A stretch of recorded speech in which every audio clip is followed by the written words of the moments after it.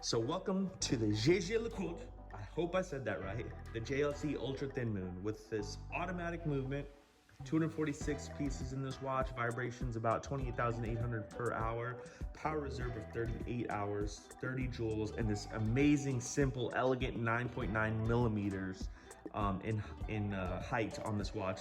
This just sits so beautifully on the wrist at 39 millimeters. And this amazing alligator, true genuine alligator leather strap with the double folding buckles at a width of about 18 millimeters.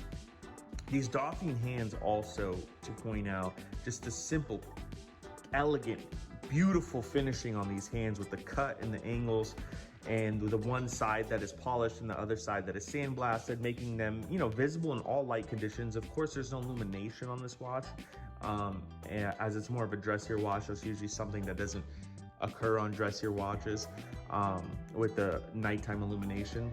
But this just goes to show the why JLC is the watchmaker's watch, in just the elegance and how that's so symmetrical and how beautiful this dial is. It literally sunbursts into this chocolatey, different type of vibe when you get it out in the sun, as opposed to when it's out in the darkness and not in the sun. It's more of this slate black.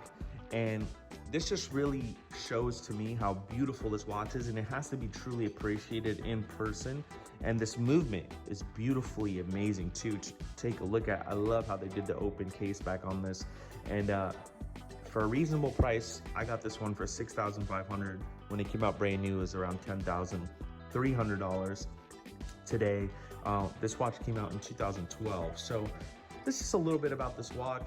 I'll leave the reference number and things below in the description, and you guys can take a peek at it.